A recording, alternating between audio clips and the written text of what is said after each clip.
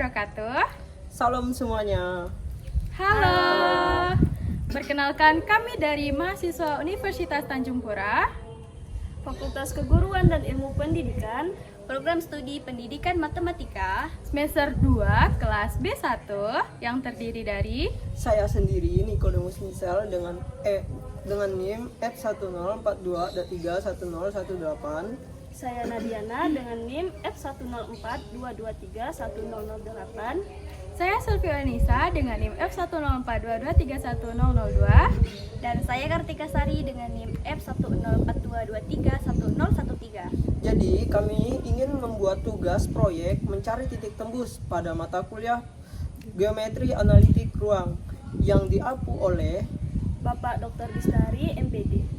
Baik, sekian perkenalan dari kami. Selamat menyaksikan.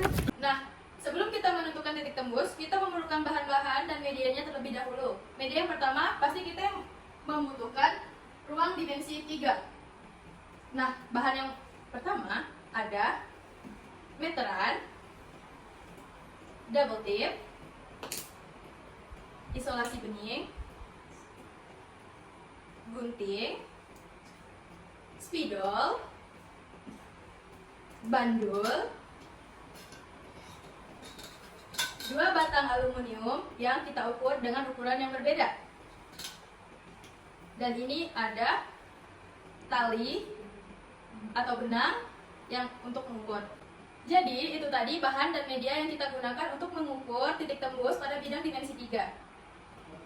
pertama-tama kita menentukan persamaan bidangnya yang terdiri dari titik X 2 meter, titik Y 3 meter, dan titik Z-nya 2 meter juga. Nah, langsung saja kita masuk ke dalam proses pengukurannya.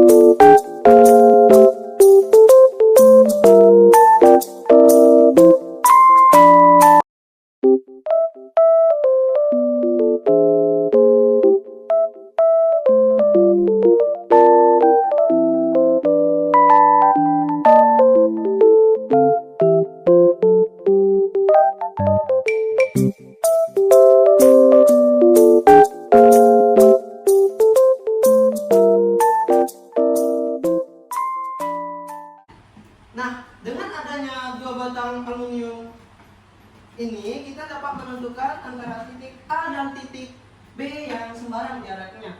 Nah, seperti ini. Niko, kenapa sih titik A dan titik B ini berjarak seperti ini? Nah, tujuannya untuk titik A dan titik B yang jaraknya seperti ini, kita menyimpannya tadi kan sembarang. Iya. Nah, sebenarnya ini ada tujuan supaya di saat kita menarik garis lurus dari titik A ke titik B, dia menembus ke titik bidang X, Y, Z, titik tembusnya. Nah, Oh, kalau misalnya bidang titik A dan titik B kita letak seperti ini?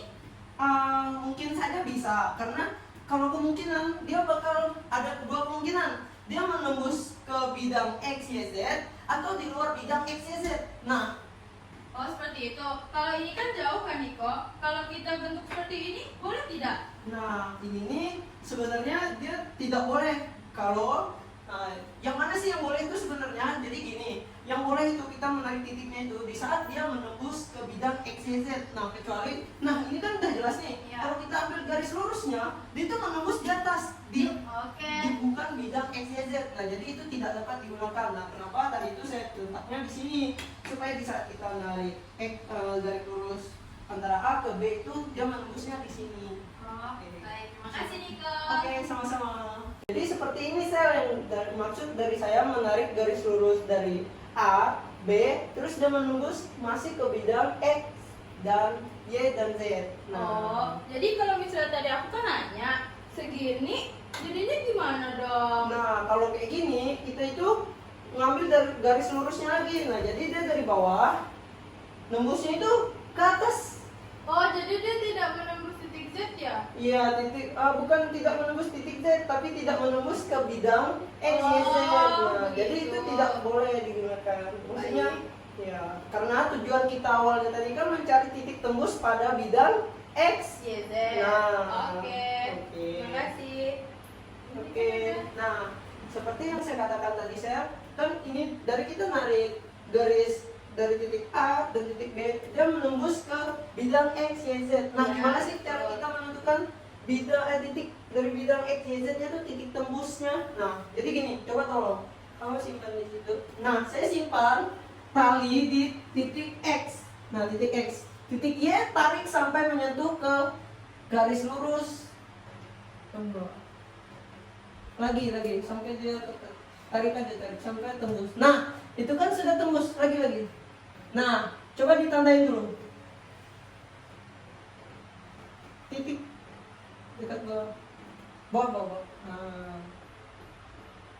Nah, di situ kan. Nah, gimana kalau titik Y-nya tetap, tapi yang ditarik titik Z-nya? Coba simpan titik Y-nya di bawah. Nah, bebas. Nah, di situ kan. Tekan ya talinya. Ya. Nah, kita narik ini sampai kena. Nah, dia masih di tempat. Nah, dia tetap ke titik yang sudah ditandain tadi. Nah, jadi dapat disimpulkan dimanapun kita meletakkan titik, sebenarnya kita titik tetapnya di sini. Terus kita narik X sejauh sampai dia kena ke ini, dia tetap kena ke sini. Nah, jadi inilah yang dinamakan titik tembusnya.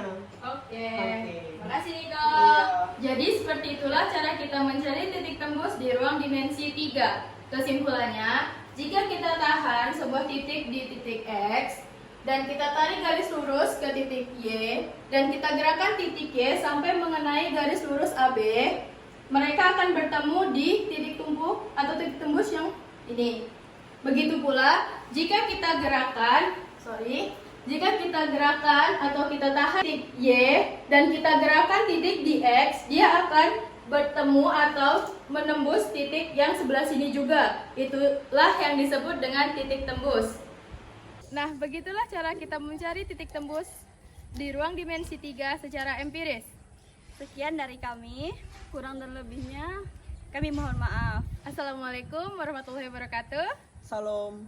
Dadah. Jangan lupa like, komen, dan Jangan lupa like, subscribe. comment, and subscribe ya guys. Channel ini di bawah ya guys. Oke, see you guys. See you guys.